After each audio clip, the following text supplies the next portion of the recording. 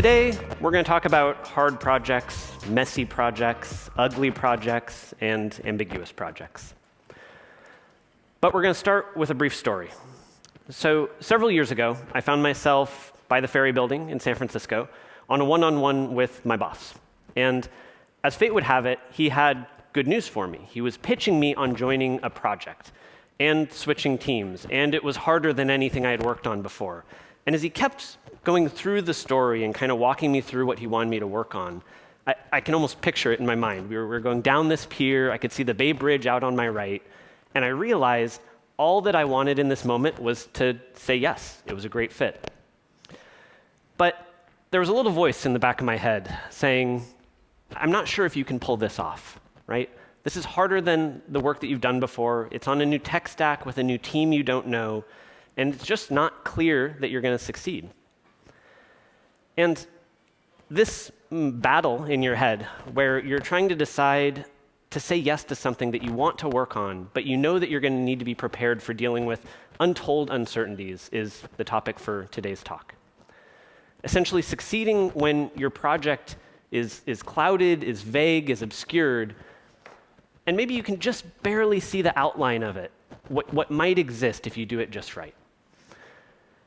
And there's a lot of different ways that this can look. Ambiguity takes many forms. Maybe it's an organization you've never worked with before and you need to figure out how to make friends. Maybe it's a technology you're not an expert in, or maybe there's really complicated organizational and team dynamics. But in all these cases, the honest bad news for you is you will encounter this kind of work. It's endemic to being a staff engineer, and I see it all the time, and in fact, I'm surprised when it doesn't show up. So that's the bad news, but the good news is it's also an opportunity for you. You can find a lot of leverage by taking something that nobody knows what it ought to be and forming and molding it into something that's clear and put together and straightforward, because then you can pile a bunch of people on the project, maybe more junior people, maybe just a high volume of people, and you can all work on it simultaneously. And this is actually how entire companies are run, right? I work at Stripe, and Stripe has a mission statement that says we want to grow the GDP of the entire internet. Now, I find this extremely compelling. It's part of what got me in the door. But I admit, when I showed up the first day at work, I had no idea what code to write to take this huge, vague mission statement and put it into practice. And that's not how companies work. Companies themselves break down problems. They take the mission statement and they break it into multiple product lines that are probably independent of each other. And from there, any one of those product lines is going to have multiple concurrent projects at any given point in time. And if you zoom into one of these projects and you go look in the Jira tracker or whatever you have, maybe you'll see work that you could hand to Scott on his first day and have him actually know what to go type into his IDE. And so that's what we're going to talk through today, how we can be that agent of driving clarity across the life cycle of a project. We're going to talk through sort of a very simplified high-level life cycle, and we're going to end talking a little bit about how ambiguity affects us and how we react to it, can deal with it, and in the end can succeed. As we talk through, we're going to have some callouts. In blue, with the microscope, we're going to see different ways that the project can feel ambiguous, and these will be different classes that need different solutions. We're also going to see in yellow warning signs, signs that you're succumbing to too much ambiguity and you need to be doing something about it. Hopefully these don't occur, but in practice they often tend to crop up. And in purple with the light bulb, we're going to kind of give concrete strategies that you can use to tackle these problems, to avoid the warning signs, and to come out successful on the other side. And we're going to open with a general observation, which is, I think it's really important, and you'll notice this constantly, to tease apart why something feels muddy. One of the defining traits of ambiguity is you might kind of scratch your head and be not sure what the source is, what the fix is, how to deal with it.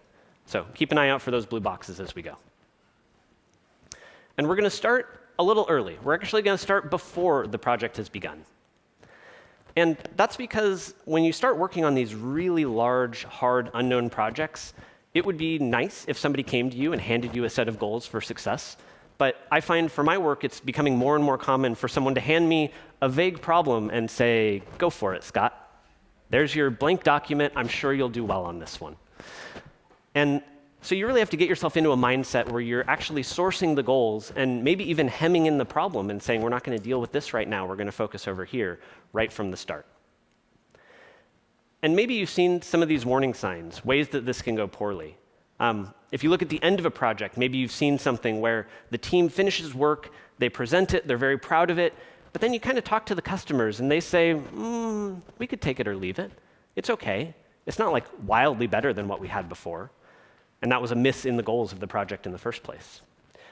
Or maybe if you especially work more on the platform or infrastructure side, maybe you've seen really cool, almost tech demo projects that have endless generality and solve a million problems at once, but again, aren't actually targeted at one set of people who have a concrete, clear need.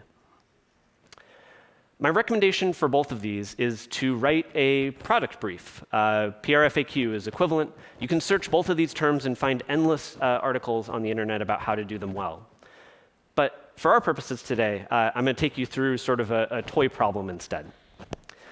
So the idea of a product brief is you're going to sit down at the start of a project and you're going to fast forward in time to the end. And you're going to ask yourself, at the end of this project, what have we built? For whom did we build it? And why are they excited about what came out the other side? And this is going to give you a crisp customer segment with good knowledge of what they care about. And I'm going to take the most serious possible use case for discussion today. And we're going to talk about a character creator, like in The Sims, maybe. So imagine we sit down and we write our product brief. We probably have to collect customer information. We're going to go talk to different people and say, look, what do you want in this Sims character creator? And for the sake of argument, let's say that all of our focus group is well represented by Scott. And Scott talks to us, he gets us through the details, and he says, look, the thing I really care about is this kind of palette of options over here. I want to be able to pick and choose different things. I want to see how they'll look on the character. And I am completely incapable of growing a beard in real life, and so maybe I want to have like crazy mutton chops and ideas like that. And that's great. We have a clear product brief we can write. Scott wants it to be kind of visual. Scott wants to drag and drop stuff. He wants to play around with weird mutton chops. And this is something we can write down in our brief and be really specific and clear about when we give that to engineers. Let's imagine what happens if we didn't do this. If we just kind of told the engineers, go build a character creator and sent them off into the dark room, and they come back weeks later with something beautiful. And they say to us, we've done it. We've cracked the problem, and we've built the most elegant, scalable. It's glorious. When you look at the code, you won't even believe it's so simple. But it can make any character that these people want. Even better, it can make things that aren't humans. We'll make zebra character creators, all from the same code base. And they hand you the spec to just encode a long string of DNA base pairs. And they say, mwah, oh, it's beautiful, right? Now, this is a little silly, I admit, but maybe you've seen this outcome where someone builds a glorious system, truly the most elegant thing ever designed, and the customers all are just baffled. This is not what they needed. This is 80% of the kitchen sink they never cared about, and a bunch of features that are missing that should have been there. And so what we're going to do is we're going to solve this by writing that product brief, and there's two parts to it. We're going to be really explicit about our customers, what their specific needs are, and how we're going to solve it. And you'll see this theme a lot. We're going to write it down. We're not going to talk about it with each other. We're going to have a maybe 2-page or so brief that we can hand around and get feedback on, and we're going to concretize the game plan. All right. Let's move on later into our project. Think a little bit about how we build the team, or broadly, the stakeholders, those working on the project and those observing. I recommend that you get very specific with your project. All stakeholders are not built alike. It's not a binary thing of you are or you aren't a stakeholder, and it's just that simple. Find a framework that works for you to get a little more narrow on roles and responsibilities. I like RASI because it kind of is simple and fits my needs. There's a bunch out there. They all have great acronyms. But find something in there that will force you to say if somebody is contributing to the project, if they're helping make decisions or even gatekeeping decisions, or if they kind of just want to surf along and pay attention as it goes. And you might consider, once you have this set of stakeholders, take that product brief that you just wrote and bring it to them. Bring it to the engineers and say, do you understand what this would be, and are there any surprises lurking underneath the covers of our systems? Bring it to the decision makers and those who just want to be informed and say, here's the direction we're headed with the project. And I really recommend that you keep this group small for now. don't blow it up and make it too big too early. The size, staying small, is actually an accelerator for you making progress in the earliest, muddiest days before everything starts to take shape. And I think this idea of building a core nucleus of visionaries is like a lot of where I've found surprisingly fast progress in my projects. I can't say it out loud without kind of thinking of like the heist movie trope where you start meeting all the crew and pulling them in for their own expertise. And you can imagine your movie of choice. Maybe the Mighty Ducks works for you. But essentially, you're going to go through that group, and you're going to find who needs to be included, and how can we bind them together into a spirited team that all is on the same page right from the start. And we can even do this to pull in stakeholders, pull in people that we wish agreed with each other, but maybe don't, or pull in people where we see risks in the future, and we can get them all on the same page at the start and kind of drive consensus and agreement. The Lean Startup is a book, honestly, about 0 to 1 products, but I find it really helpful to kind of frame a lot of the discussions of how we progress from the messiest early days of a project all the way through to completion. And Eric Ries has this diagram, which is great. I think when you see it, it tells the whole story of the kind of insane early days when you just don't know what you're working on or how it's going to map out. And this funnel, as time goes on, hopefully, where the more you work on it, the clearer it becomes, the more purchase you get, and you build toeholds into the design process to accelerate down to hopefully a single thing that you're actually going to produce at the end of the day. And sometimes, maybe around here in the diagram, engineers start getting nervous, right? We say, maybe I say, look, there's no technical plan for this thing. Like, let's go make one. It's only a product brief so far. And defining the technical plan and feeling like you're actually making progress in this direction is a key way to, again, build confidence in the output. There's several things that might go wrong in this process. I'll just call out one here, which is for really tough, thorny problems, sometimes making the first technical plan feels like hitting a brick wall at 60 miles an hour. And you smash into it, you make no forward progress, and you get very frustrated, and also everybody gets really nervous, right? When's that plan going to come along? And you don't want to ship a bad one, but you're stuck. I like one tool that occasionally is useful here, which is starting the discussion with a known OK proposal. Maybe it's not going to last very long. Maybe you yourself can poke a bunch of holes in it. And that can just be a way to get that group discussing something, figure out how to make it better, and kind of move in a more incremental fashion instead of feeling stuck and not making any progress at all.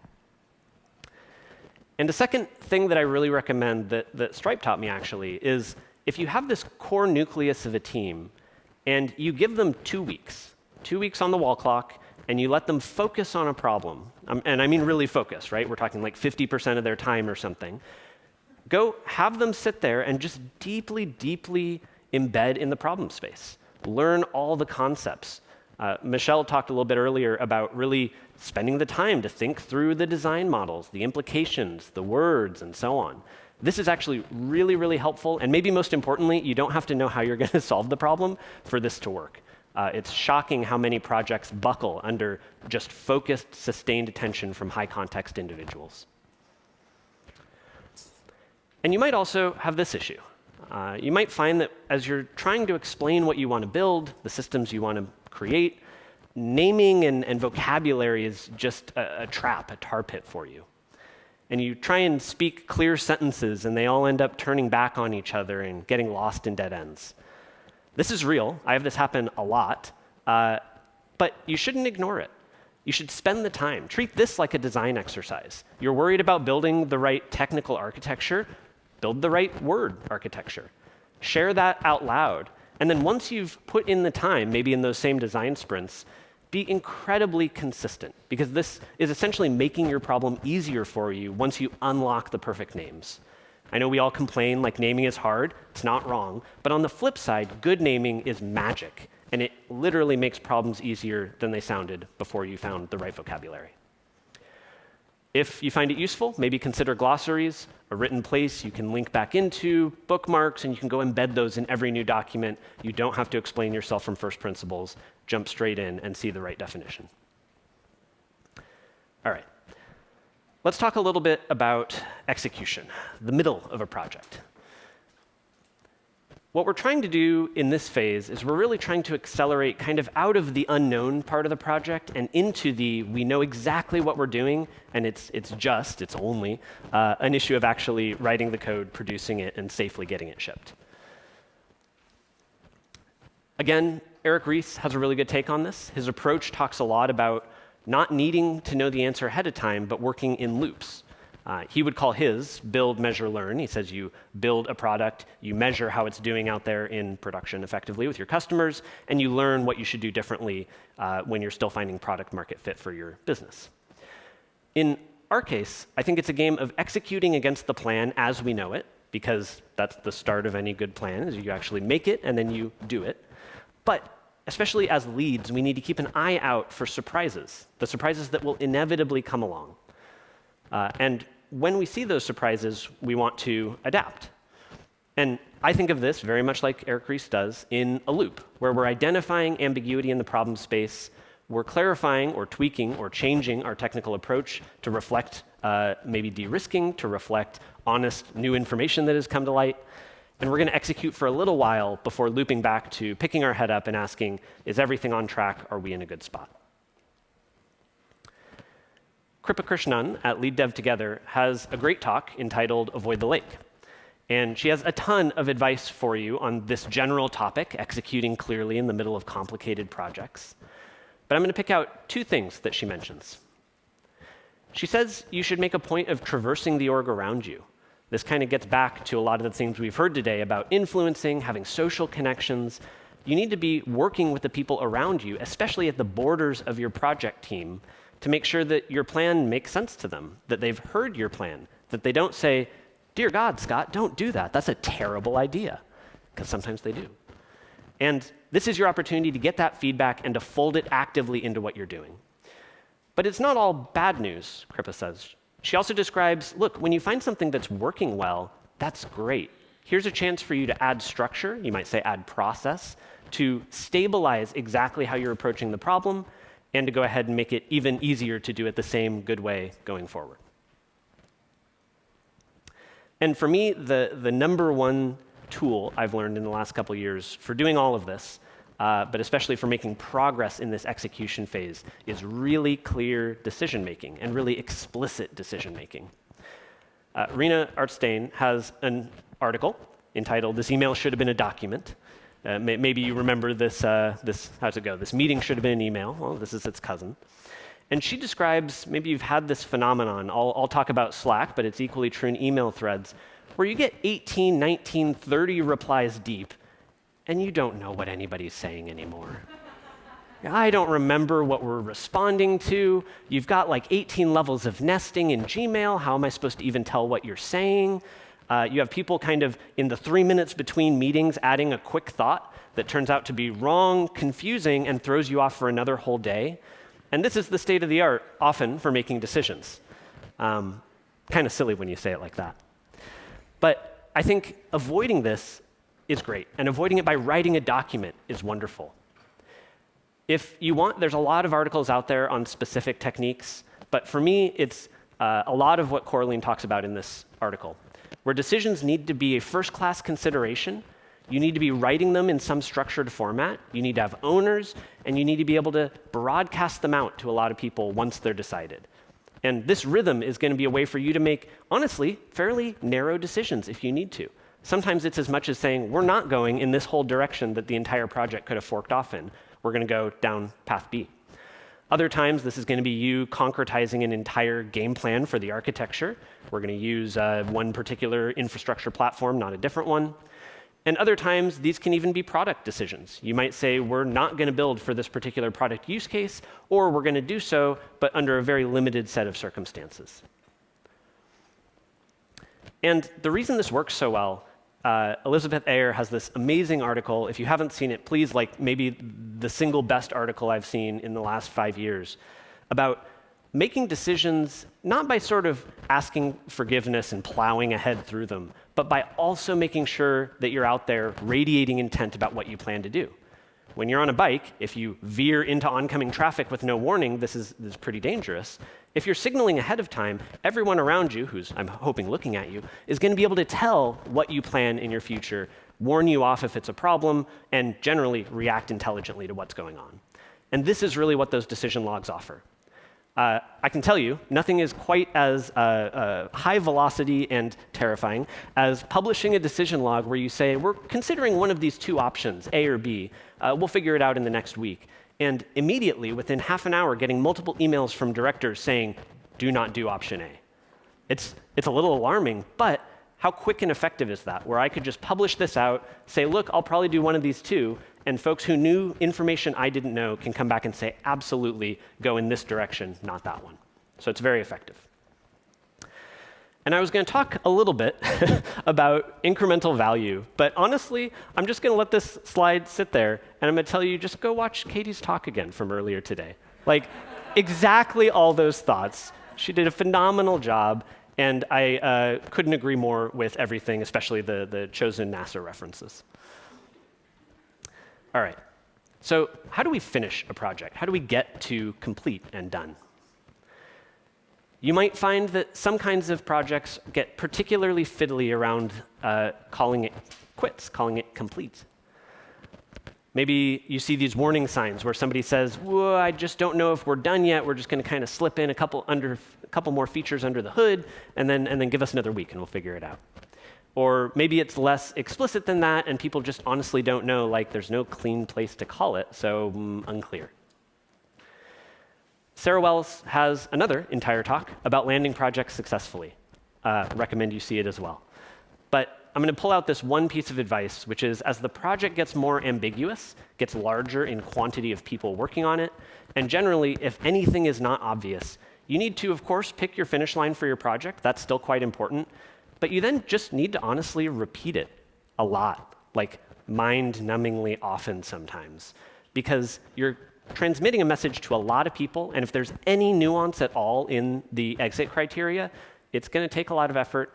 Maybe you should write it down somewhere, and this is really the secret to just holding the line and getting across finish.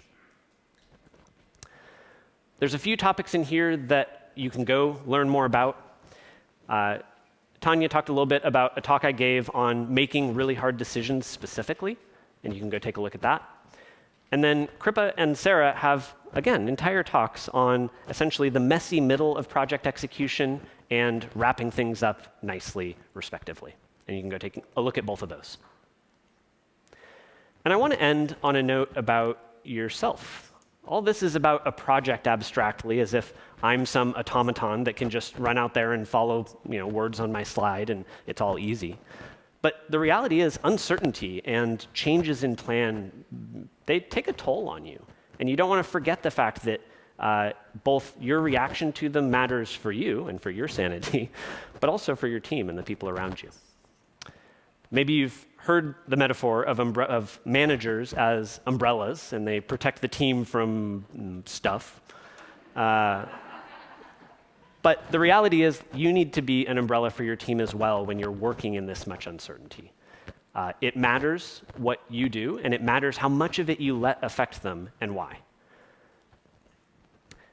You really need to be thoughtful about your reaction when somebody sort of flies into your project meeting and drops a bunch of terrible news. You need to be thoughtful about what you're saying in that moment.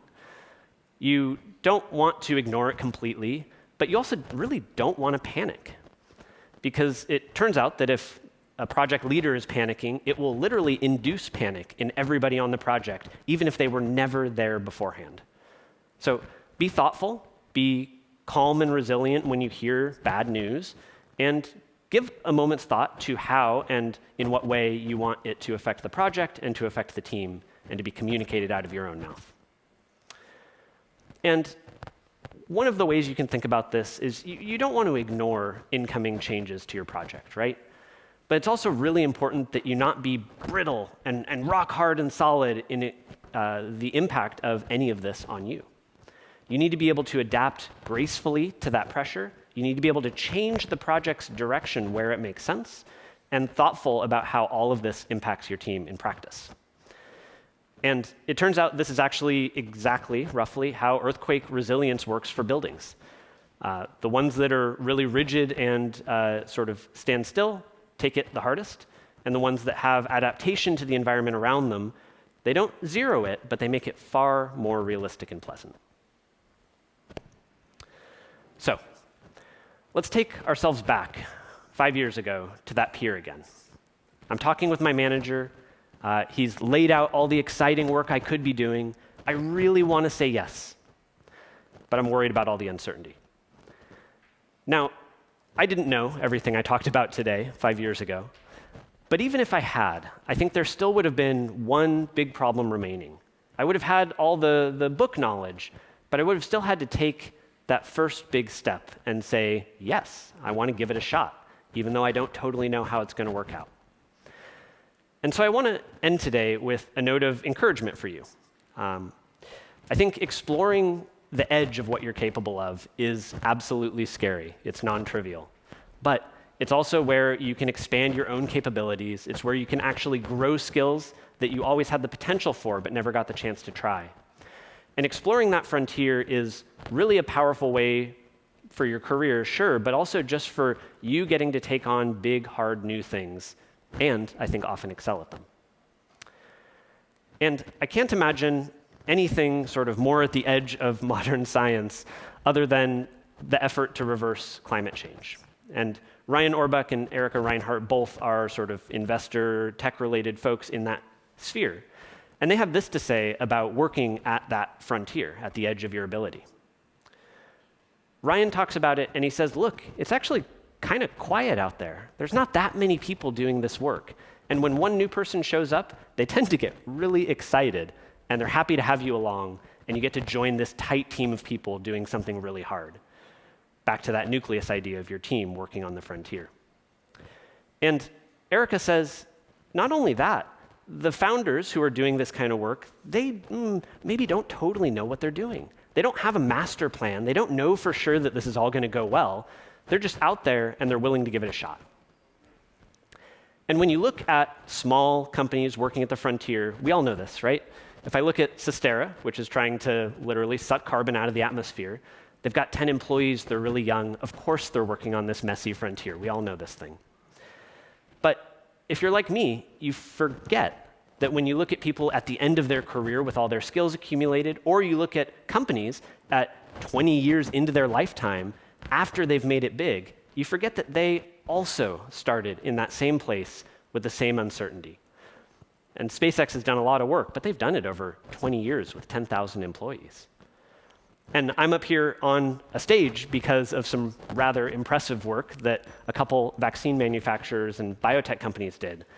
But they were standing on the shoulders of a decade of their work, of 20 years of research, and of a lot of hard effort to have what looks like ease and miraculous output that they did. And all of these things are really uncertain at the start, and that shouldn't ace you out of giving it a shot. And so with that, I hope the talk has maybe convinced you to give it a shot, to try working at the frontier of your own abilities, whether it's in a StaffPlus role or something else, and that you can really pull this off, that it's worth the effort, and that there are very exciting things beyond that. And I hope all the different pieces of what we've talked about today give you tools in your toolbox to be able to tackle the inevitable uncertainty that comes through and how you respond to it, and eventually, I hope, succeed. So, good luck. I hope to see you out there on the frontier, and I can't wait for you to tell me all about how it went. Thank you.